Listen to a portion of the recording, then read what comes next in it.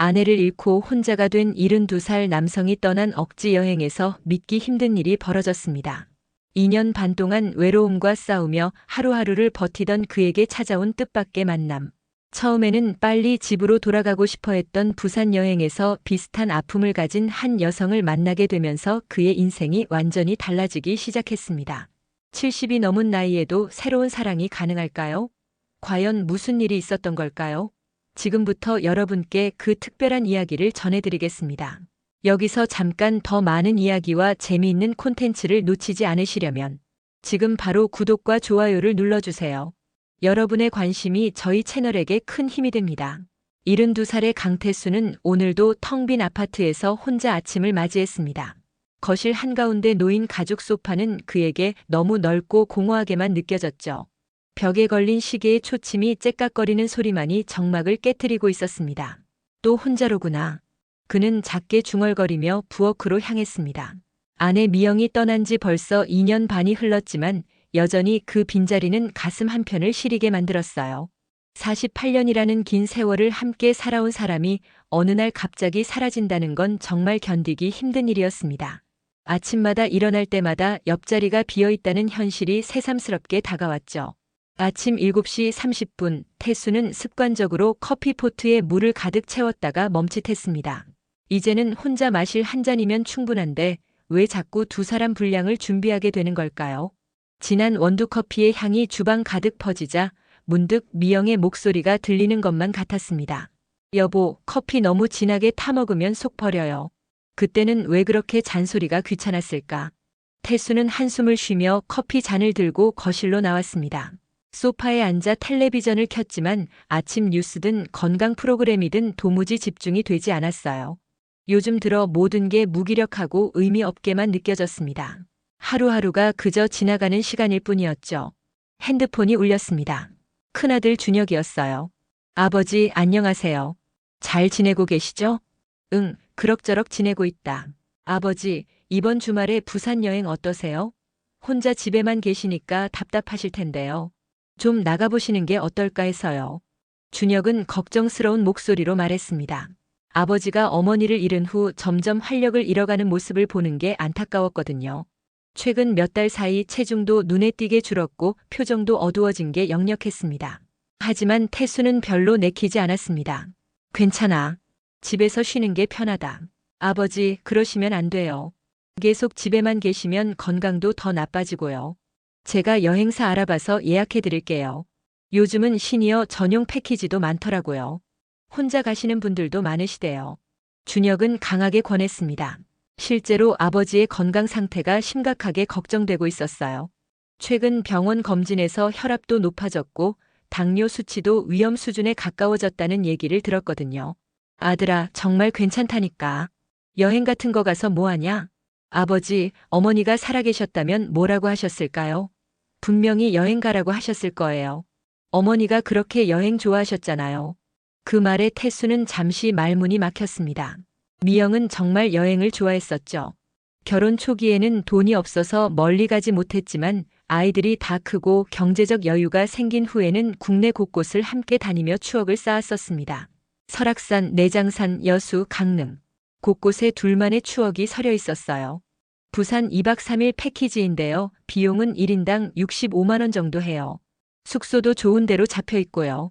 제가 결제해 드릴게요. 아니야, 돈은 내가 낼 테니까. 그럼 한번 가보마. 결국 태수는 마음을 바꿨습니다. 아들의 걱정스러운 목소리가 마음에 걸렸거든요. 그리고 어쩌면 미영이 정말로 여행을 가라고 할 것 같다는 생각도 들었어요. 미영은 생전에 항상 여보, 우리 나이 들어서도 여기저기 다녀봐요라고 말하곤 했었습니다. 전화를 끊고 나서 태수는 오랜만에 안방 옷장에서 여행 가방을 꺼냈습니다. 먼지가 수북이 쌓인 가방을 보니 마지막으로 미영과 여행을 갔던 게 언제였는지 가물가물했어요. 아마 미영이 아프기 전 해였을 겁니다.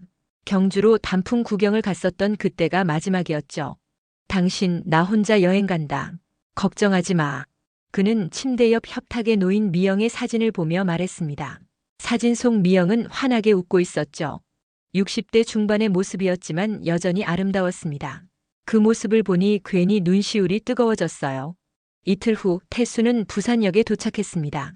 기차로 2시간 반을 달려온 여정이었죠. 역 앞 광장에는 30여 명의 여행객들이 가이드를 중심으로 모여 있었어요.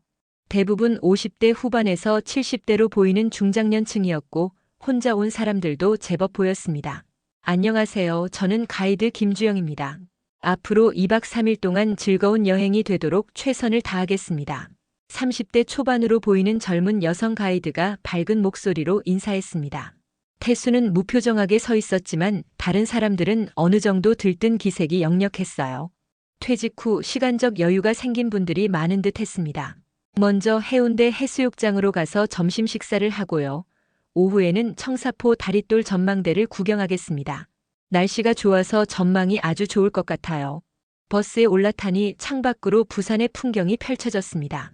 높은 빌딩들과 산이 조화를 이루는 도시 풍경, 그리고 멀리 보이는 푸른 바다. 태수는 창가에 앉아 풍경을 바라봤지만 마음은 여전히 무겁게만 느껴졌습니다. 당신, 너와 함께 왔으면 좋았을 텐데. 그때 뒤쪽 좌석에서 누군가 말을 걸었습니다. 혹시 혼자 오셨나요? 태수가 돌아보니 60대 중반으로 보이는 여성이 다정한 미소를 지으며 말을 걸고 있었어요. 단정한 베이지색 재킷에 깔끔한 헤어스타일이 인상적이었습니다. 얼굴에는 세월의 흔적이 있었지만 어딘가 품이 있어 보였죠. 네, 그렇습니다. 저도 혼자 왔어요. 정수연이라고 합니다. 강태수입니다. 간단한 인사를 나누었지만 태수는 별로 대화를 이어가고 싶지 않았어요. 그냥 조용히 여행을 마치고 집으로 돌아가고 싶었거든요. 낯선 사람과 이야기를 나누는 것 자체가 부담스러웠습니다. 하지만 수연은 자연스럽게 이야기를 이어갔습니다. 부산은 처음이세요? 아니요, 예전에 몇 번 왔었습니다. 아, 그러시군요. 저는 오랜만이에요. 20년 전에 한 번 왔었는데 그때랑 많이 달라졌더라고요. 수연의 목소리에는 약간의 외로움이 섞여 있었습니다. 태수는 그 감정을 어렴풋이 알아차렸지만 더 이상 대화를 이어가지 않았어요. 창밖 풍경에만 시선을 고정시켰습니다. 해운대에 도착하자 모든 사람들이 내려서 점심 식사를 하러 횟집으로 향했습니다. 태수도 일행을 따라 천천히 걸어갔지만 혼자 걷는 게 생각보다 적적했어요. 주변 사람들은 대부분 둘씩, 셋씩 짝을 이루어 이야기를 나누고 있었는데 자신만 혼자인 것 같았습니다. 같이 식사하셔도 될까요? 수연이 다시 말을 걸었습니다. 태수는 잠시 망설였지만 고개를 끄덕였어요. 어차피 단체 여행이라 누군가와 함께 앉게 될 테니까요. 회가 정말 신선해 보이네요. 그러게요. 짧은 대화만 주고받으며 식사를 했습니다. 태수는 여전히 말수가 적었지만 수연은 자연스럽게 분위기를 이끌어갔어요. 그녀는 음식에 대한 이야기, 날씨에 대한 이야기 등 부담스럽지 않은 주제로 대화를 이어갔습니다. 식사를 마치고 청사포 다리돌 전망대로 이동했습니다. 바다 위로 난 다리를 건너 전망대에 오르니 탁 트인 동에 바다가 한눈에 들어왔습니다. 푸른 물결이 끝없이 펼쳐져 있었고 멀리 배들이 떠다니는 모습이 평화로워 보였죠. 와, 정말 아름답네요. 수연이 감탄했습니다. 태수도 풍경을 바라보며 잠시 마음이 편해지는 것을 느꼈어요. 미영과 함께 왔던 그 시절이 떠올랐거든요.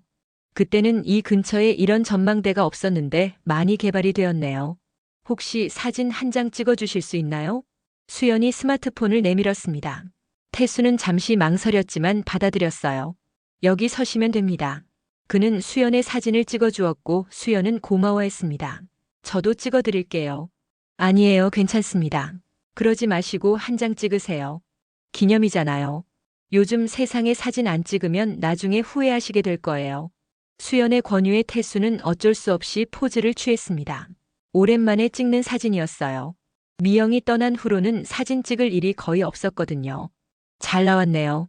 나중에 좋은 추억이 될 겁니다. 수연은 찍은 사진을 보여주며 말했습니다. 태수는 자신의 모습을 보며 복잡한 기분이 들었어요. 사진 속 자신은 생각보다 많이 늙어 보였거든요. 머리는 희끗희끗했고 주름도 깊어져 있었습니다. 버스로 돌아가는 길 수연은 계속 태수와 이야기를 나누려고 했습니다. 하지만 태수는 여전히 소극적이었어요. 혹시 자녀분들이 계세요? 아들 둘이 있습니다. 아, 그러시구나. 저는 아들 하나 있어요. 결혼해서 대전에 살고 있어요. 수연은 자연스럽게 자신의 이야기를 꺼냈습니다. 태수는 그냥 들어주기만 했어요. 대답도 짧게 했고 추가로 질문도 하지 않았습니다. 첫날 저녁 호텔에서 저녁 식사를 했습니다. 뷔페 형식이었는데 태수는 구석 테이블에 혼자 앉아 조용히 식사를 하고 있었어요. 그런데 수연이 다가와서 말을 걸었습니다. 혼자 드시기 외로우시겠어요? 제가 옆에 앉아도 될까요? 태수는 잠시 망설였지만 고개를 끄덕였습니다. 사실 혼자 식사하는 게 조금 외로웠거든요. 주변을 보니 대부분의 사람들이 둘씩, 셋씩 모여 앉아 즐겁게 이야기를 나누고 있었습니다. 음식이 다양하네요. 그러게요. 짧은 대화를 주고받으며 식사를 마쳤습니다. 그리고 각자 방으로 돌아갔어요. 방에 혼자 있으니 다시 외로움이 몰려왔습니다. 태수는 미영의 사진을 보며 한숨을 쉬었어요. 스마트폰 배경화면에 저장된 사진이었습니다. 당신, 이 여행이 끝나면 뭘 하며 살까? 아무도 대답해주지 않는 질문을 던지며 태수는 침대에 누웠습니다. 낯선 천장을 바라보며 내일은 또 어떤 하루가 될지 궁금했어요. 그저 무사히 여행을 마치고 집으로 돌아가고 싶다는 생각뿐이었습니다. 다음 날 아침 태수는 평소보다 일찍 잠에서 깼습니다. 낯선 곳에서 자다 보니 잠이 깊게 들지 않았거든요. 창밖으로 부산의 새벽 풍경이 보였습니다. 아직 해가 완전히 뜨지 않아서 하늘이 연보랏빛으로 물들어 있었어요. 오늘도 긴 하루가 시작되는구나. 그는 침대에서 일어나 세면대로 향했습니다. 거울에 비친 자신의 모습을 보니 어젯밤 잠을 설쳐서인지 눈가에 다크서클이 짙어 보였어요. 미영이 있을 때는 여보, 제대로 주무셔야죠 라고 잔소리를 했었는데 이제는 그런 말을 해줄 사람도 없었습니다. 샤워를 하면서 태수는 어제 일을 떠올렸습니다. 정수연이라는 여성과 나눈 대화가 계속 머릿속에 맴돌았어요. 사실 오랜만에 누군가와 진솔한 대화를 나눈 기분이었거든요. 미영을 잃은 후로는 깊은 대화를 나눌 상대가 없었는데 어제는 조금 달랐습니다. 호텔 조식장에 내려가니 이미 몇몇 여행객들이 식사를 하고 있었습니다. 태수는 어제처럼 구석진 자리에 앉아 간단히 식사를 하려고 했어요. 그런데 마음 한편으로는 수연이 나타나기를 기대하고 있는 자신을 발견했습니다. 이상하네. 왜 이런 기분이 들지? 태수는 자신의 마음을 이해할 수 없었어요. 분명히 어제까지만 해도 누구와 대화하는 것조차 귀찮아했는데 지금은 다른 사람이 된 것 같았습니다. 어머, 일찍 일어나셨네요. 뒤에서 익숙한 목소리가 들렸습니다. 어제 말을 걸었던 정수연이었어요. 그녀는 연한 하늘색 니트를 입고 있었는데 어제보다 더 단정해 보였습니다. 태수는 자신도 모르게 미소를 지었어요. 네, 잠이 일찍 깨서요. 저도 마찬가지예요. 새벽 5시에 깼어요. 낯선 곳에서 자면 그런가 봐요. 수연은 자연스럽게 태수의 맞은편에 앉았습니다. 태수는 어제보다 훨씬 덜 어색했어요. 오히려 반가운 마음이 들었습니다. 어젯밤에 잘 주무셨어요? 생각보다 잘 잤습니다. 원래는 잠자리가 바뀌면 잠을 못 자는 편인데요. 그러시구나. 저는 어젯밤에 계속 생각이 나더라고요. 무슨 생각이요? 태수가 궁금해서 물었습니다. 수연은 잠시 망설이다가 대답했어요. 어제 나눈 대화요. 비록 짧았지만요. 오랜만에 마음이 편해지는 대화를 해서 기분이 좋았어요. 저도 마찬가지였습니다. 요즘에는 아들들과도 깊은 대화를 나누기 어려웠는데 어제는 달랐어요. 두 사람은 서로를 바라보며 미소를 지었어요. 그 순간 둘 다 어떤 특별한 감정을 느꼈지만 아직 그것이 무엇인지 정확히 알지는 못했습니다. 오늘 일정이 어떻게 되죠? 감천 문화마을을 먼저 가고요. 오후에는 송도 해상 케이블카를 탄다고 했던 것 같아요. 아, 그렇군요. 감천 문화마을이라. 텔레비전에서 본 적이 있는데 실제로 가보는 건 처음입니다. 수연은 창밖을 바라보며 말했습니다. 그 표정에는 묘한 기대감이 담겨 있었어요. 태수는 그녀의 옆모습을 슬쩍 바라봤습니다. 어제보다 훨씬 편안한 표정이었죠. 가보고 싶으셨어요? 네, 남편이 살아있을 때 한번 가자고 했었는데 그때는 바빠서 못 갔어요. 아들 대학 보내느라 정신 없었거든요. 등록금에 생활비에 책값에 돈 들어갈 곳이 한두 군데가 아니었습니다. 그러다가 아들이 졸업하고 취직하고 이제야 여유가 생겼는데 남편이 먼저 떠나고 수연의 목소리가 조금 작아졌습니다. 태수는 그제야 그녀도 자신과 비슷한 상황이라는 것을 더 자세히 알게 되었어요. 언제 돌아가셨습니까? 3년 전 여름이에요. 그해 7월이었거든요. 갑작스럽게 뇌출혈로. 그날 아침까지도 괜찮았는데 오후에 갑자기 쓰러졌다고 연락이 왔어요. 병원으로 달려갔는데 이미 의식이 없었고요. 사흘을 버티다가 결국 수연은 말을 잇지 못했습니다. 눈가가 살짝 붉어졌어요. 태수는 그 심정을 충분히 이해할 수 있었습니다. 자신도 미영을 잃었을 때 그런 기분이었거든요. 정말 힘드셨겠습니다. 갑작스러우면 더 충격이 크잖아요. 그때는 정말 어떻게 살아야 할지 몰랐어요. 44년을 함께 살았는데 하루아침에 혼자가 되니까 밥을 해도 두 사람 분량으로 하게 되고 텔레비전을 봐도 옆에서 같이 보던 사람이 없으니까 재미가 없고 제 아내도 2년 반 전에 폐암으로 떠났습니다. 병원에서 1년 정도 투병했는데 그때는 힘들어도 희망이 있었거든요. 언젠가는 좋아질 거라고 생각했어요. 하지만 결국 태수도 말끝을 흐렸습니다. 그 시절을 떠올리는 것은 여전히 고통스러웠어요. 미영이 병원 침대에 누워 점점 야위어가던 모습, 항암 치료로 머리카락이 다 빠지고 얼굴이 창백해지던 모습이 생생하게 떠올랐습니다. 오랫동안 아프셨군요. 그것도 참 힘드셨을 것 같아요. 간병하시느라. 처음에는 수술하면 괜찮아질 줄 알았어요. 의사도 초기라서 완치 가능성이 높다고 했고요. 하지만 수술 후에 재발하고 항암 치료하고 그 과정을 보는 게 정말 견디기 어려웠습니다. 차라리 제가 아픈 게 나았을 것 같았어요. 두 사람은 잠시 말이 없었습니다. 서로의 아픔을 이해하는 시간이었죠.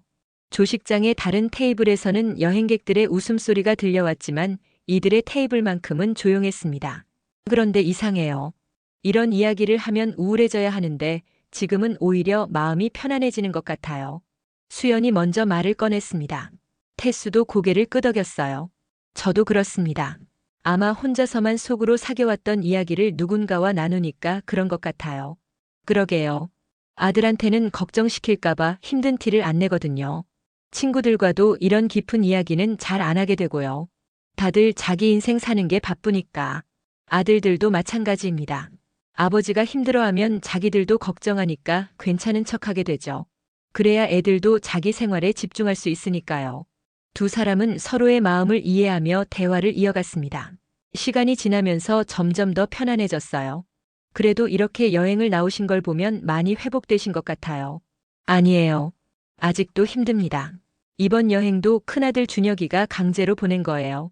처음에는 정말 오기 싫었거든요. 집에서 혼자 있는 게 편하다고 생각했어요. 저도 완전히 마찬가지예요. 아들이 계속 조르더라고요. 혼자 있으면 안 된다고 해서. 처음에는 거절했는데 여행비까지 입금해놓고 예약도 다 해놓아서 어쩔 수 없이. 그렇다면 우리 처지가 정말 비슷하네요. 태수는 처음으로 작은 미소를 지었습니다. 수연도 따라 웃었어요. 그런데 어제 해운대에서 보신 풍경 어떠셨어요? 아름다웠어요. 아내와 함께 봤던 기억이 났습니다. 결혼 10주년 때 처음 부산에 왔었거든요. 그때는 돈이 없어서 싸구려 모텔에서 자고 시내버스 타고 돌아다녔는데 지금 생각해보면 그때가 제일 행복했던 것 같아요. 태수는 과거를 회상하며 말했습니다. 그 표정에는 그리움과 함께 따뜻한 미소가 스며 있었어요. 좋은 추억이 있으시네요. 저는 남편과 그런 여행을 많이 못 가봤어서 조금 아쉬워요. 항상 아이 교육비 때문에 여유가 없었거든요. 고등학교 때부터 학원비가 한 달에 150만 원씩 나갔으니까요. 교육비가 정말 만만치 않죠. 저희도 아들 둘 대학 보내느라 허리가 휠 뻔했어요. 큰애는 연세대, 둘째는 고려대 보냈는데 등록금만 1년에 2천만 원씩 나갔습니다. 그 학비에 4년이면 거의 2억 가까이 드는 거네요. 맞습니다. 생활비까지 합치면 더 들었죠. 그래도 아이들이 하고 싶어 해서 제가 야근도 많이 하고 주말에도 일했어요. 지금 생각해보면 그때 몸을 너무 혹사했나 봅니다. 두 사람은 부모로서 겪었던 비슷한 경험들을 나누며 공감대를 형성했습니다. 시간이 흘러 여행 일정이 시작되었습니다. 버스에서 태수와 수연은 자연스럽게 나란히 앉게 되었어요. 어제보다는 훨씬 편안한 분위기였습니다. 감천문화마을은 산비탈의 계단식으로 지어진 독특한 마을입니다. 1950년대 한국 전쟁 피난민들이 정착하면서 형성된 곳인데요. 지금은 예술가들이 벽화를 그리고 조형물을 설치해서 관광 명소가 되었습니다. 가이드가 설명하자 여행객들은 기대에 찬 표정을 지었습니다. 태수도 오랜만에 새로운 곳을 가는 것에 대해 조금 기대가 되었어요. 마을 구경은 자주 하세요? 수연이 물었습니다. 예전에는 가끔 했는데 아내가 아픈 다음부터는 거의 안 했어요. 혼자 가기는 재미없고 친구들과 가자고 해도 별로 내키지 않더라고요. 저도 마찬가지예요. 남편이 사진 찍는 걸 좋아해서 가끔 따라갔었는데 혼자서는 엄두가 안 나요. 사진 찍어줄 사람도 없고. 그런데 오늘은 왜 괜찮을까요? 태수가 웃으며 물었습니다. 수연도 따라 웃었어요. 같이 갈 사람이 있어서 그런가 봐요. 감천 문화마을에 도착하자 형형색색의 건물들이 산비탈을 따라 늘어선 모습이 정말 장관이었습니다. 3월의 부산은 아직 쌀쌀했지만 걷기에는 적당한 날씨였어요. 주변에는 다양한 벽화와 조형물이 있었고 골목길마다 작은 카페와 상점들이 자리 잡고 있었습니다. 와, 정말 아름답네요. 수연이 감탄했습니다. 태수도 고개를 끄덕였어요. 사진으로만 봤는데 실제로 보니까 더 멋지네요. 같이 걸으실래요? 수연이 제안했습니다. 태수는 망설이지 않고 고개를 끄덕였어요. 어제와 달리 오늘은 함께 걷는 것이 그리 부담스럽지 않았습니다. 둘은 천천히 골목길을 걸으며 벽화들을 감상했습니다. 다른 여행객들보다 조금 뒤처졌지만 그들만의 속도로 걸었어요. 급할 것도 없고 누구를 의식할 필요도 없었습니다. 공기가 정말 좋네요. 바다 냄새도 나고. 그러게요. 서울과는 완전히 다르죠. 서울에서는 이런 맑은 공기를 마실 기회가 별로 없잖아요. 맞아요. 특히 요즘에는 미세먼지 때문에 더 심하고요. 창문도 제대로 못 열고 살아요. 둘은 천천히 걸으며 이야기를 나누었습니다.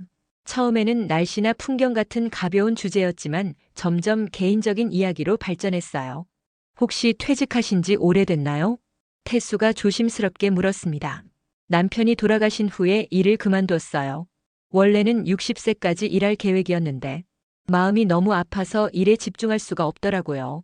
백화점 고객센터에서 일했거든요. 어떤 일을 하셨는데요? 고객 응대하고 불만 처리하고 그런 일이었어요. 20년 정도 했는데 남편이 떠나고 나서는 사람들 대하는 게 힘들었어요. 웃으면서 친절하게 응대해야 하는데 얼굴에서 웃음이 안 나오더라고요. 그래서 명예퇴직을 신청했죠. 그러셨군요. 저는 65세에 정년퇴직했습니다. 건설회사에서 현장 관리 일을 했거든요. 그럼 이미 7년 전에 은퇴하셨네요. 네, 처음에는 할 일이 없어서 답답했는데 아내가 아프면서 병원 다니는 게 일이 됐죠. 그때는 그게 너무 힘들었는데 지금은 그것조차 그립습니다.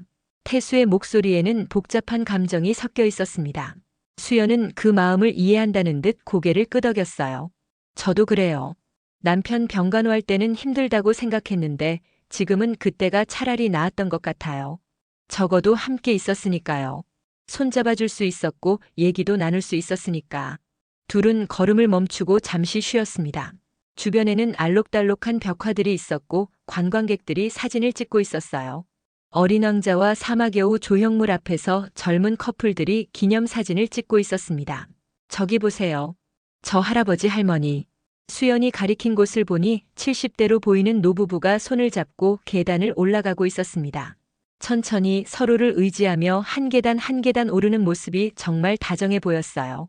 부럽네요. 저렇게 함께 늙어갈 수 있다는 게.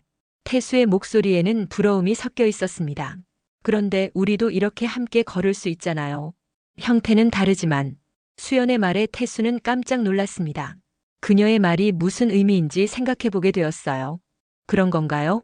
글쎄요. 저도 정확히는 모르겠어요. 다만 이렇게 함께 있으면 외롭지 않고 편안합니다. 그것만으로도 감사한 일이죠. 수연의 솔직한 표현에 태수는 마음이 따뜻해졌습니다. 1시간 반 정도 마을을 둘러보고 나서 근처 식당으로 이동했습니다. 부산 명물인 돼지국밥이 나왔는데 맛이 정말 좋았어요. 이 맛이면 남편이 정말 좋아했을 텐데. 수연이 중얼거렸습니다. 태수도 고개를 끄덕였어요. 아내도 국밥을 좋아했어요. 특히 추운 날에는 꼭 돼지국밥을 먹자고 했죠. 항상 여보, 국밥은 뜨거울 때 먹어야 제맛이에요 라고 했습니다. 그러면 집에서 요리를 자주 하셨나 봐요. 가끔요. 아내가 아플 때는 제가 해줬어요. 솜씨가 좋지는 않았지만 그래도 맛있다고 해줬죠. 지금 생각해보면 더 많이 해줄 걸 그랬나 봅니다. 태수는 과거의 기억을 떠올리며 말했습니다. 그때는 당연하다고 생각했던 일들이 이제는 소중한 추억이 되었어요. 저희 남편은 요리를 전혀 못했어요. 라면도 제대로 못 끓였거든요. 물량을 맨날 틀리게 넣어서 국물이 너무 많거나 적거나. 그래서 제가 아플 때도 밖에서 사와야 했어요. 그래도 그런 모습도 나름 귀엽지 않았습니까? 그때는 답답했는데 지금은 그립습니다. 라면 하나 제대로 못 끓이면서 여보, 이거 왜 이렇게 나와? 하던 모습이. 수연은 웃으며 말했지만 눈가가 촉촉해졌어요. 태수는 그런 그녀를 이해했습니다. 오후에는 송도 해상 케이블카를 탔습니다. 바다 위로 지나가는 케이블카에서 내려다보는 풍경이 정말 장관이었어요. 푸른 바다와 하얀 백사장, 그리고 멀리 보이는 산들이 조화를 이루고 있었습니다. 무섭지 않으세요? 수연이 조심스럽게 물었습니다. 케이블카가 바다 위를 지날 때 흔들려서 약간 불안해 보였거든요. 괜찮습니다. 안전하니까요. 저는 조금 무서워요. 고소공포증이 있거든요. 그럼 창밖을 보지 마시고 저를 보세요. 태수의 말에 수연은 고개를 들어 그를 바라봤습니다. 그의 눈빛이 따뜻했어요. 수연은 조금 안심이 되었습니다. 사진 한 장 찍을까요? 태수가 제안했습니다. 수연은 잠시 망설이더니 미소를 지었어요. 같이 찍어요. 네. 혼자 찍는 것보다 같이 찍는 게 나을 것 같아요. 어차피 여행 기념이니까요. 바다도 배경으로 나올 테고. 태수의 제안에 수연은 기뻐했습니다. 다른 승객에게 부탁해서 바다를 배경으로 사진을 찍었어요. 잘 나왔네요. 나중에 카카오톡으로 보내드릴게요. 카카오톡 하십니까? 네, 아들이 가르쳐줘서 배웠어요. 처음에는 어려웠는데 익숙해지니까 편해요. 특히 영상통화도 할 수 있어서 좋더라고요. 저도 아들들이 가르쳐줘서 쓰고 있습니다. 그런데 사실 잘 모르겠어요. 단체 채팅방 들어가는 것도 헷갈리고. 그럼 제가 알려드릴게요. 생각보다 어렵지 않아요. 둘은 서로 연락처를 교환했습니다. 태수에게는 오랜만에 새로운 사람과 연락처를 교환하는 일이었어요. 혹시 서울 어디 사세요? 강동구 천호동입니다. 아들들이 어렸을 때부터 계속 살고 있어요. 아, 그럼 저랑 가까우시네요. 저는 송파구 문정동이에요. 정말입니까? 그럼 차로 20분 거리네요. 둘은 생각보다 가깝게 살고 있다는 사실에 놀랐어요. 어쩐지 더 가까워진 기분이었습니다. 저녁이 되어 호텔로 돌아왔습니다. 저녁 식사 시간에도 두 사람은 자연스럽게 한 테이블에 앉았어요. 다른 여행객들도 이제는 그들을 한 팀으로 인식하고 있었습니다. 내일이면 여행이 끝나네요. 그러게요. 시간이 빨리 지나가는 것 같습니다. 벌써 이틀이 지났다니. 혹시 서울로 돌아가신 다음에도 연락하고 지낼 수 있을까요? 수연이 조심스럽게 물었습니다. 태수는 잠시 생각했다가 대답했어요. 그럼요. 가끔 안부 정도는 물어볼 수 있죠.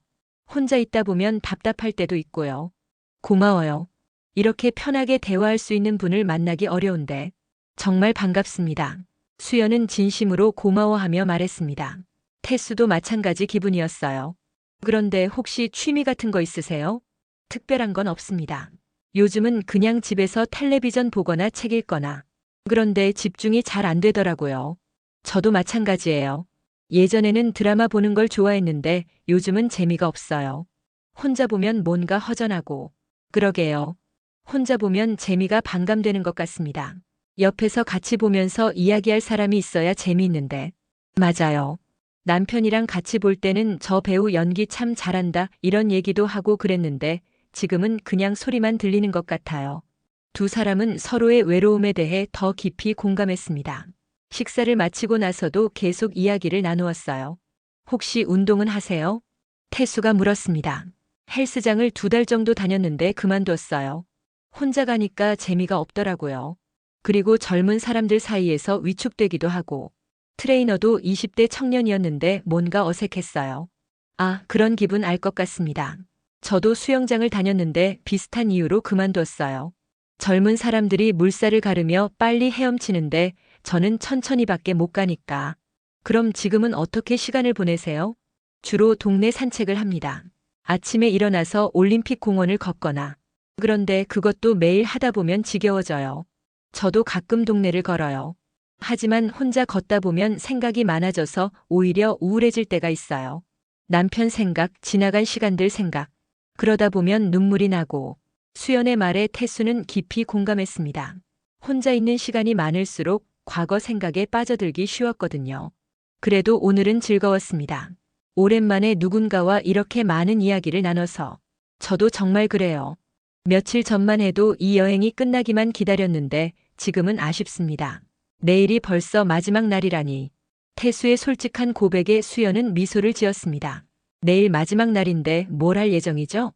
태종대를 간다고 했던 것 같아요. 그리고 오후에는 자갈치 시장 구경하고 해산물도 먹고요. 태종대라. 거기도 경치가 좋다고 들었어요. 남편이 생전에 한번 가보고 싶다고 했었는데 함께 둘러볼까요? 내일도? 태수가 자연스럽게 제안했습니다. 수연은 기뻐하며 고개를 끄덕였어요. 좋아요. 함께 하면 더 재미있을 것 같습니다. 저녁 식사를 마치고 각자 방으로 돌아갔습니다. 태수는 방에 들어가서 오늘 있었던 일들을 정리해 보았어요. 어제보다 훨씬 많은 이야기를 나눴고 수연에 대해서도 더 많이 알게 되었습니다. 이상하다. 왜 이렇게 편안할까? 그는 자신의 감정을 이해하려고 했지만 쉽지 않았어요. 분명히 미영을 잊은 건 아니었는데 수연과 함께 있으면 마음이 편해졌습니다. 배신하는 것 같은 기분도 들었지만 동시에 이게 잘못된 감정은 아닌 것 같기도 했어요. 침대에 누워서 미영의 사진을 바라봤습니다. 스마트폰 갤러리에 저장된 사진을 하나하나 넘겨봤죠. 당신 좋은 사람을 만났어. 너처럼 따뜻하고 배려심 많은 사람이야. 혹시 화내지 않지?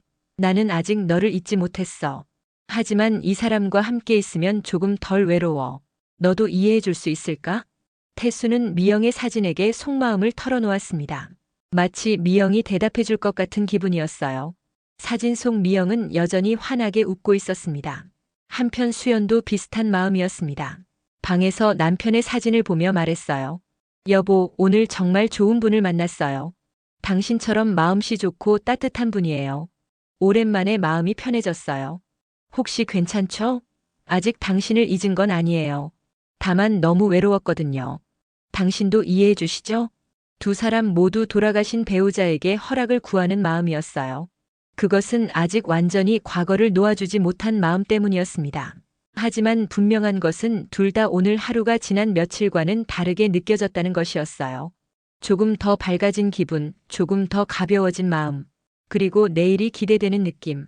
태수는 잠자리에 들기 전에 창밖을 바라봤습니다. 부산의 밤 풍경에는 불빛들이 반짝이고 있었어요. 멀리 광안대교의 조명이 아름답게 빛나고 있었습니다. 내일은 어떤 하루가 될까? 그는 처음으로 내일이 기대되는 마음으로 잠자리에 들었어요.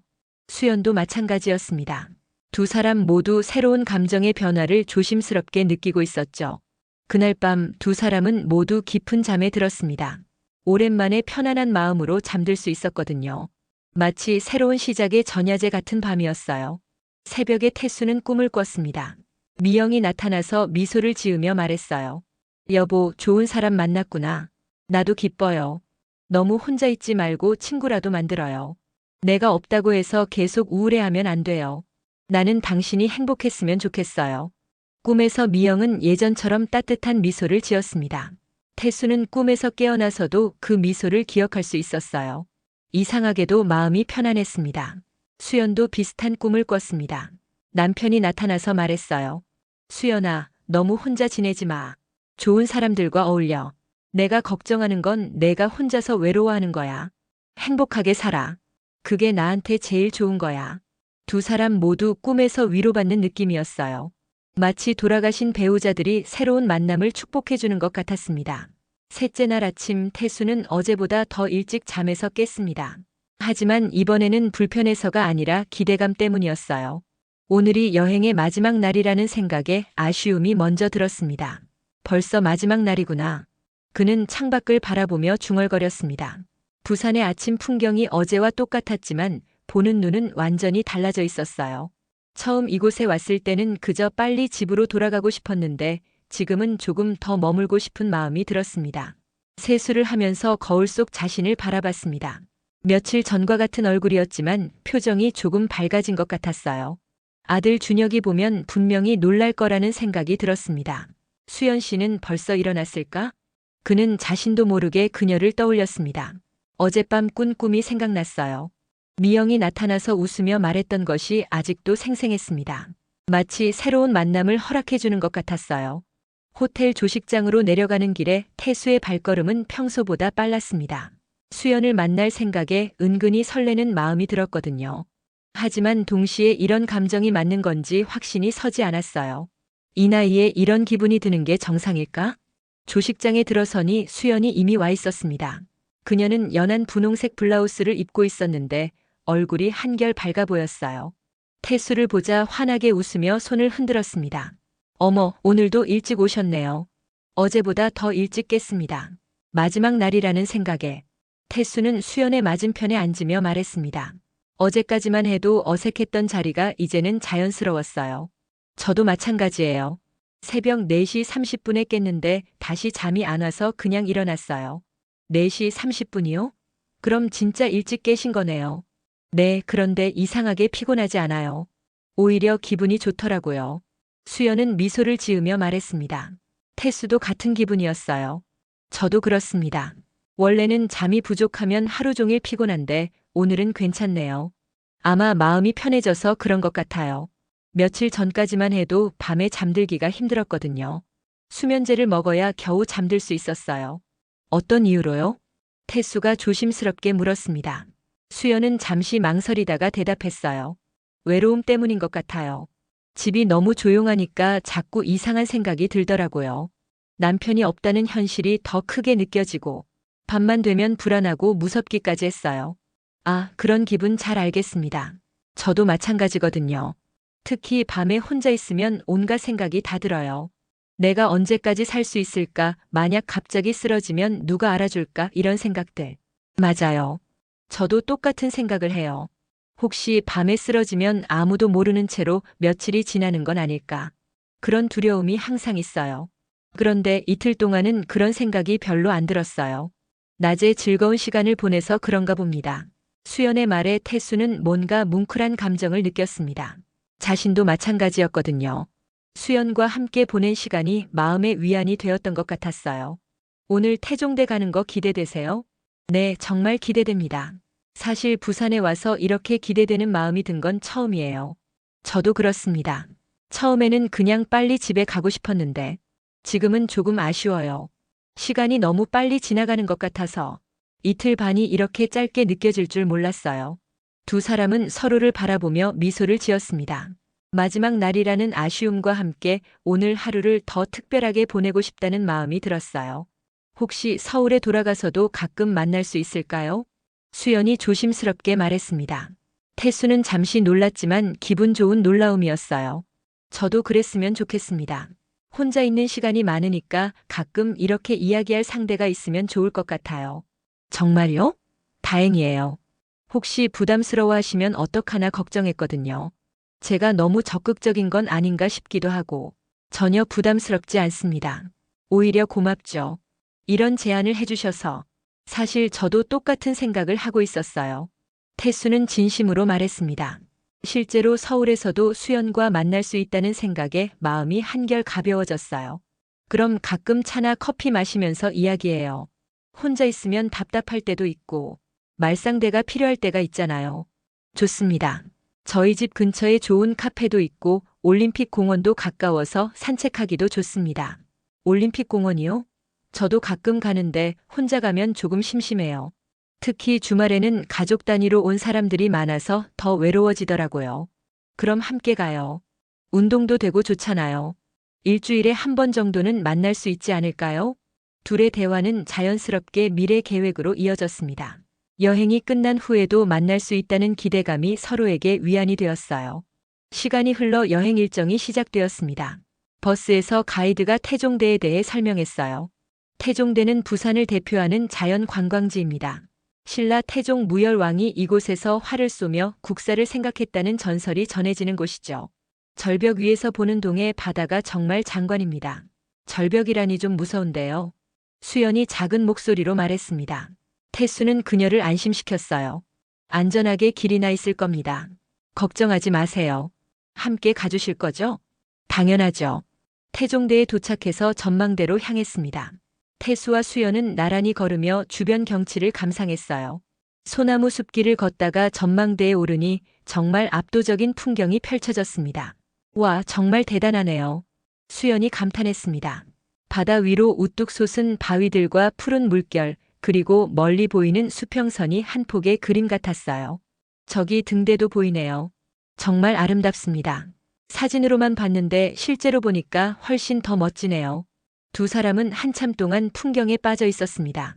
바람이 세게 불었지만 상쾌한 기분이었어요. 사진 찍어드릴까요? 태수가 제안했습니다. 같이 찍어요. 마지막 날인데 기념으로. 수연이 다시 제안했고 이번에는 태수도 쉽게 수락했습니다. 다른 관광객에게 부탁해서 바다를 배경으로 사진을 찍었어요. 정말 잘 나왔네요. 이 사진 보면 오늘이 생각날 것 같습니다. 저도 그렇습니다. 정말 좋은 추억이 될 것 같아요. 1시간 정도 태종대를 둘러보고 자갈치 시장으로 이동했습니다. 시장 안은 활기가 넘쳤어요. 각종 해산물들이 수조에서 살아 움직이고 있었고 상인들의 호객 소리가 곳곳에서 들려왔습니다. 와, 여기 정말 다양하네요. 맞습니다. 뭐 먹을까요? 회 어떠세요? 자갈치 시장 하면 회잖아요. 둘은 2층 식당으로 올라가서 모둠회를 주문했습니다. 신선한 회와 함께 나온 반찬들이 푸짐했어요. 맛이 정말 좋네요. 역시 바다 근처라서 그런가 봅니다. 그러게요. 서울에서 먹는 것과는 완전히 다르네요. 식사를 하면서 두 사람은 더 깊은 이야기를 나누었습니다. 이번 여행이 제 인생에서 정말 특별한 여행이 될 것 같아요. 수연이 조용히 말했습니다. 저도 그렇습니다. 처음에는 정말 오기 싫었는데 지금은 와서 다행이라는 생각이 듭니다. 좋은 사람을 만나서 그런 것 같아요. 저도 마찬가지입니다. 오후 늦게 부산역에 도착해서 서울행 기차를 기다리는 동안에도 두 사람은 계속 이야기를 나누었습니다. 서울에서 만날 약속도 구체적으로 정했어요. 다음 주 목요일에 어때요? 올림픽 공원에서 산책하고 커피 마시면서 이야기해요. 좋습니다. 시간은 몇 시가 좋을까요? 오후 2시 정도면 어떨까요? 점심 먹고 나서 여유롭게. 완벽하네요. 그럼 다음 주 목요일 오후 2시에 올림픽 공원 정문에서 만나요. 기차에서도 두 사람은 나란히 앉았습니다. 서울로 돌아가는 길이었지만 이별이 아니라 새로운 시작이라는 생각이 들었어요. 정말 감사합니다.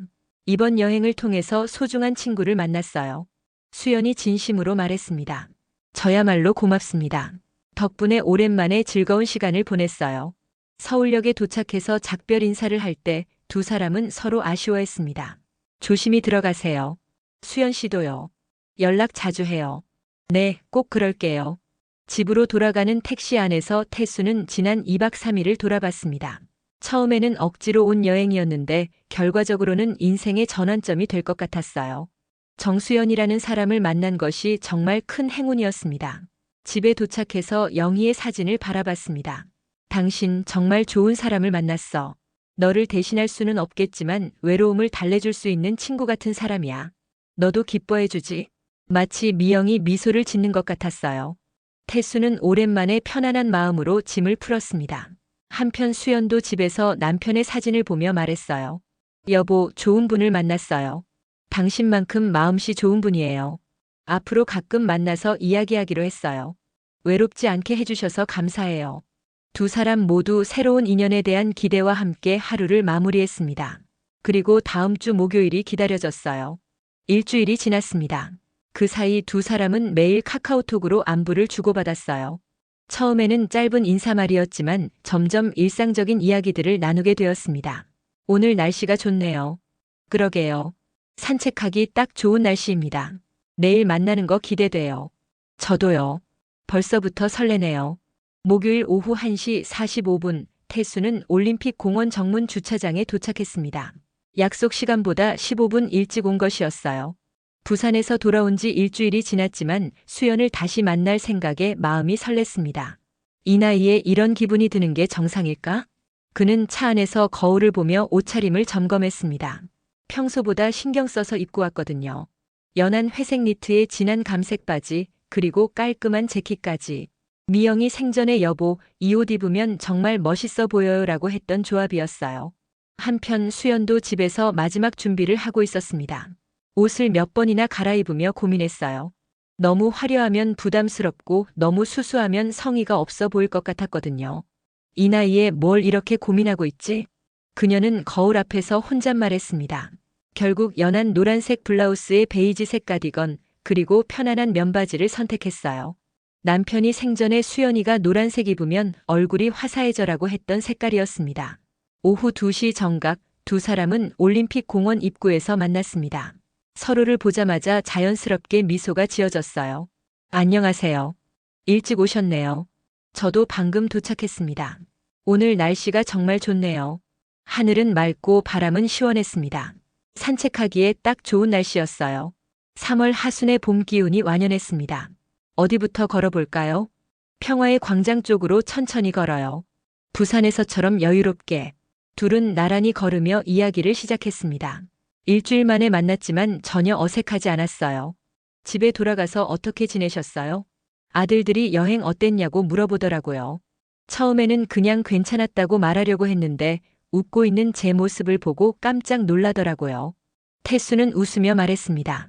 실제로 큰아들 준혁은 아버지의 달라진 모습에 무척 놀랐었어요. 정말요? 그럼 아드님들이 뭐라고 하셨어요? 준혁이가 그러더라고요. 아버지, 여행에서 뭔 일이 있었어요? 표정이 완전히 달라졌는데? 라고.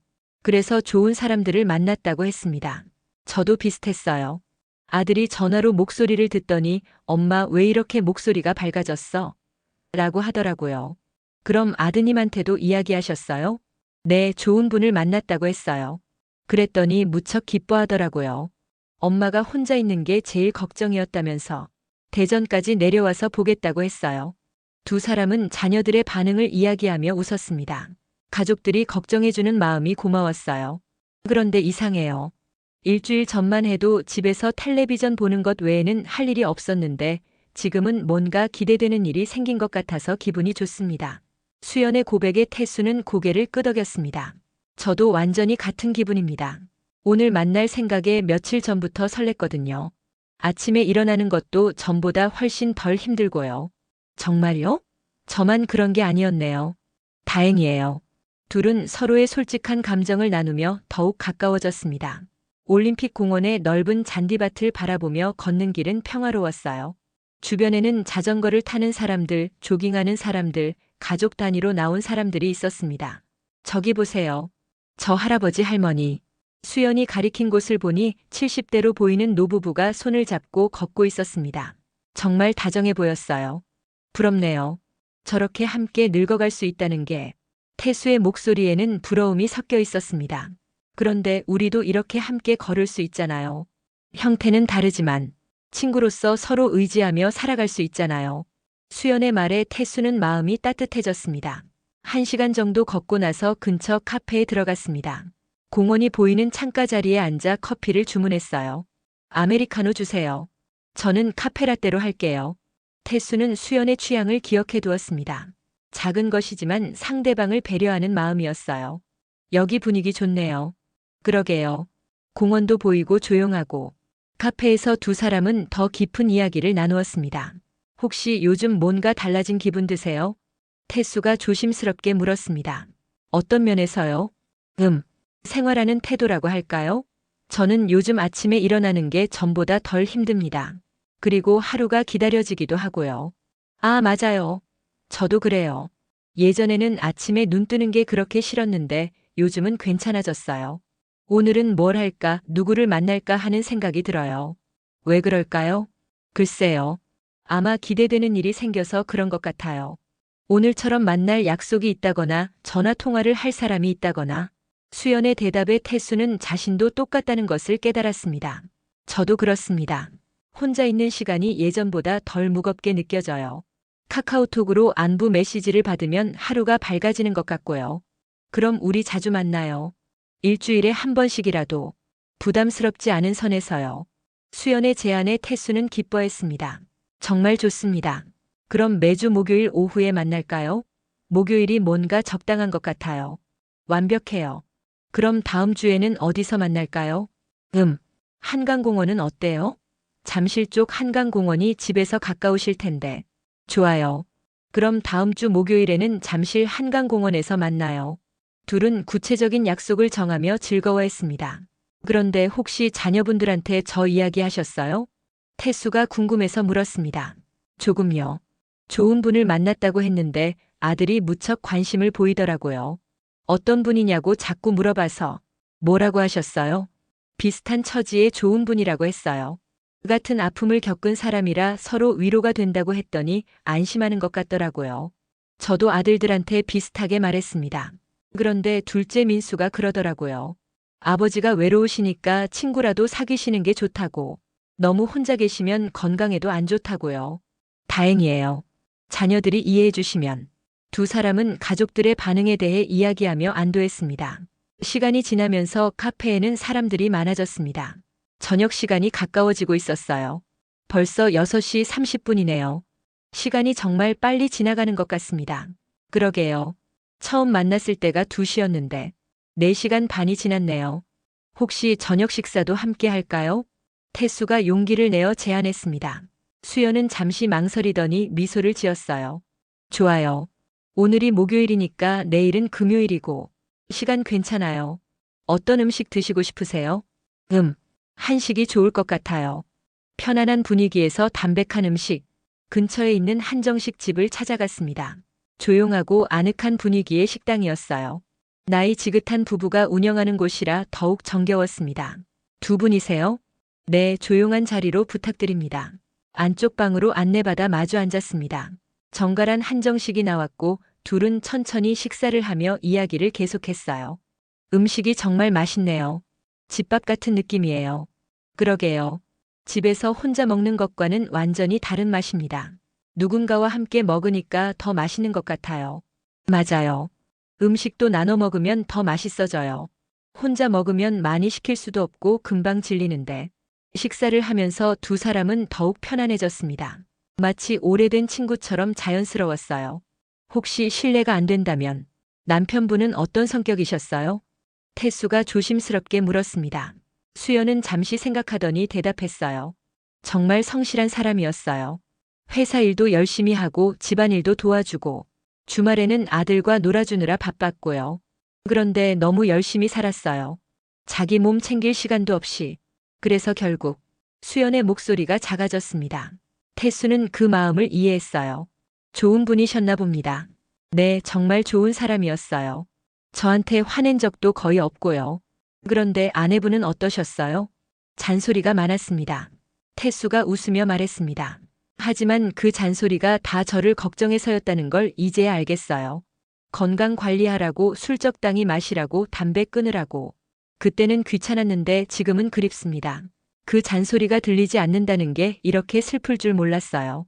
그런 사랑도 있죠. 잔소리도 사랑의 표현이니까. 관심이 없으면 잔소리도 안 하잖아요. 맞습니다. 지금 생각해보면 정말 사랑받고 있었구나 싶습니다. 두 사람은 각자의 배우자에 대한 추억을 나누며 서로를 더 깊이 이해하게 되었습니다. 그런데 이상해요. 이런 이야기를 하면 슬퍼져야 하는데 지금은 마음이 따뜻해지는 것 같아요. 수연의 말에 태수도 고개를 끄덕였어요.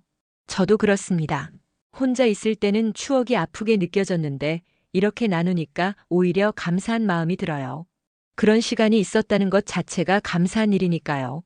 서로의 아픔을 나누니까 그런 것 같아요. 혼자 끙끙 앓는 것보다 훨씬 나아요. 저녁 식사를 마치고 밖으로 나오니 해가 지고 있었습니다. 올림픽 공원 위로 노을이 아름답게 펼쳐져 있었어요. 와, 정말 예뻐요. 수연이 감탄했습니다. 태수도 그 모습에 마음이 편안해졌어요. 사진 찍을까요? 좋아요. 이번에는 자연스럽게 함께 사진을 찍었습니다. 노을을 배경으로 한 사진이었어요. 정말 잘 나왔네요. 이 사진 보면 오늘이 생각날 것 같습니다. 저도 그렇습니다. 정말 좋은 하루였어요. 집으로 돌아가는 길 두 사람은 아쉬워했습니다. 오늘 정말 즐거웠어요. 다음 주가 벌써 기다려집니다. 저도요. 일주일이 왜 이렇게 길게 느껴질까요? 그럼 중간에 전화라도 해요. 안부 인사 정도. 좋은 생각입니다. 그럼 월요일 저녁에 안부 전화 드릴게요. 기대할게요. 헤어지면서 두 사람은 서로 조심히 들어가라고 인사했습니다. 그렇게 한 달이 지났습니다. 두 사람은 매주 목요일마다 만났고 중간중간 전화와 메시지로 안부를 주고받았어요. 한강공원도 가고 남산도 가고 북촌도 함께 다녀왔습니다. 시간이 지날수록 두 사람은 서로에게 특별한 존재가 되어갔어요. 어느 날 수연이 먼저 마음을 털어놓았습니다. 태수 씨, 저 솔직히 말해도 될까요? 네, 뭐든지 말씀하세요. 태수 씨를 생각하는 마음이 처음과는 달라진 것 같아요. 태수는 깜짝 놀랐지만 동시에 기뻤습니다. 사실 자신도 같은 마음이었거든요. 어떻게 달라졌는데요? 단순히 친구로만 생각되지 않아요. 더 특별한, 소중한 사람이라는 생각이 들어요. 아침에 일어나면 제일 먼저 생각나고 밤에 자기 전에도 생각나고 저도 마찬가지입니다. 요즘에는 수연 씨 생각이 하루 종일 나요. 혼자 식사할 때도 텔레비전 볼 때도 산책할 때도 두 사람은 서로의 마음을 확인했습니다. 그리고 조심스럽게 새로운 관계에 대해 이야기하기 시작했어요. 하지만 우리 나이에 연애라는 게 괜찮은 걸까요? 나이가 뭐가 중요합니까? 마음이 더 중요하죠. 우리가 서로 좋아하고 함께 있으면 행복하다면 그걸로 충분한 것 아닐까요? 태수의 말에 수연은 용기를 얻었습니다. 그럼 우리 사귀어 볼까요? 천천히 우리 속도에 맞춰서. 정말입니까? 네, 서두르지 말고 천천히요. 서로를 더 알아가면서. 그렇게 두 사람은 새로운 사랑을 시작했습니다. 70이 넘어서 시작하는 늦깎이 사랑이었지만 그 어떤 사랑보다 진실하고 따뜻했어요. 자녀들에게 이 사실을 알렸을 때 처음에는 놀랐지만 결국 모두 축복해 주었습니다. 아버지가 행복하시면 저희도 기쁩니다. 혼자 계시는 거 보기 안타까웠는데. 엄마 정말 다행이에요. 혼자 계시는 게 제일 걱정이었거든요. 좋은 분 만나셔서 저도 마음이 놓입니다. 8개월 후 두 사람은 결혼을 결정했습니다. 가족들과 가까운 친구들만 초대한 작은 결혼식이었어요. 화려하지 않았지만 진심이 담긴 따뜻한 결혼식이었습니다. 결혼식 날 태수는 미영의 사진에 말했습니다. 당신 고마워. 좋은 사람을 보내줘서. 너를 잊지는 않을 거야. 하지만 이제는 새로운 사랑과 함께 살아갈게. 당신도 분명히 기뻐해 주겠지? 수연도 남편의 사진에 말했어요. 여보, 감사해요. 외롭지 않게 해줘서. 당신도 분명히 기뻐해 주실 거죠? 제가 행복하게 사는 모습을 보고 싶으셨을 테니까. 결혼 후 두 사람은 송파구에 새로운 집을 마련했습니다. 서로의 과거를 존중하면서도 함께하는 현재를 소중히 여겼어요. 각자의 방에는 돌아가신 배우자의 사진을 모셔두고 명절 때는 함께 성묘를 다녔습니다. 1년 후 두 사람은 부산을 다시 방문했습니다.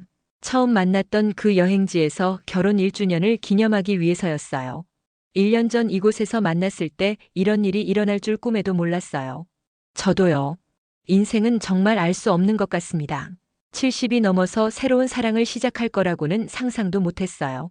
감천 문화마을에 올라가서 함께 벽화를 보며 추억을 되새겼습니다. 1년 전 처음 걸었던 그 길을 다시 걷는 기분이 묘했어요. 저기가 우리가 첫날 밥 먹었던 식당이에요. 맞아요. 돼지국밥 먹었었죠. 그때는 이렇게 될 줄 몰랐는데 운명이었나 봅니다. 아니면 하늘에서 누군가 짝을 지어준 거겠죠. 태종대 전망대에 올라가서 함께 바다를 봤습니다. 새로운 시작을 상징하는 푸른 바다였어요. 앞으로도 함께 늙어가요. 서로 의지하면서요. 네, 남은 인생을 함께 행복하게 살아가요. 건강할 때 더 많은 곳을 여행하고 더 많은 추억을 만들어요. 두 사람의 사랑 이야기는 주변 사람들에게 큰 감동을 주었습니다. 나이에 관계없이 새로운 사랑이 가능하다는 것을, 그리고 인생의 후반부에도 행복을 찾을 수 있다는 것을 보여준 사례였거든요. 아들들도 처음에는 어색해했지만 이제는 두 집안이 하나가 되어 명절마다 함께 모였습니다. 손주들도 할아버지와 새할머니를 좋아했어요. 할아버지, 할머니 정말 사이좋으시다. 그럼 우리는 친구이자 연인이고 부부니까. 태수와 수연은 매일 아침 함께 올림픽 공원을 산책했습니다. 손을 잡고 천천히 걷는 모습이 정말 다정해 보였어요. 주변 사람들이 부러워할 정도였습니다. 늦게 만난 당신, 내 인생의 봄입니다. 태수가 수연에게 자주 하는 말이었습니다. 저에게도 당신은 인생의 봄이에요. 추운 겨울이 지나고 다시 찾아온 따뜻한 봄. 정말로 그들에게는 인생의 새로운 봄이 찾아온 것이었어요. 외로웠던 시간들, 힘들었던 시간들을 지나 마침내 찾은 행복이었습니다. 두 사람은 지금도 매주 목요일이 되면 특별한 데이트를 즐깁니다. 처음 만났던 부산을 1년에 한 번씩 방문하고 새로운 여행지도 함께 다니죠. 손을 잡고 걸으며 서로의 이야기를 들어주고 함께 웃고 때로는 함께 울기도 합니다. 그들의 사랑은 늦게 시작되었지만 그 어떤 사랑보다 깊고 진실했습니다. 서로의 아픔을 이해하고 외로움을 달래주며 남은 인생을 함께 걸어가는 동반자가 된 것이었어요. 인생은 끝날 때까지 끝난 게 아니에요. 수연이 가끔 하는 말입니다. 맞아요. 70이 되어도 80이 되어도 새로운 시작은 가능하니까요. 태수와 수연의 이야기는 많은 사람들에게 희망을 주었습니다. 나이는 숫자에 불과하다는 것, 진정한 사랑에는 때가 없다는 것, 그리고 인생의 어느 시점에서든 새로운 행복을 찾을 수 있다는 것을 보여주는 아름다운 이야기였습니다. 지금도 두 사람은 서울 어딘가에서 손을 잡고 걸으며 행복한 시간을 보내고 있을 겁니다. 늦게 찾은 사랑이지만 그래서 더욱 소중하게 여기는 사랑. 그것이 바로 강태수와 정수연의 이야기입니다. 지금까지 강태수 할아버지의 이야기였습니다. 시청해 주셔서 감사합니다.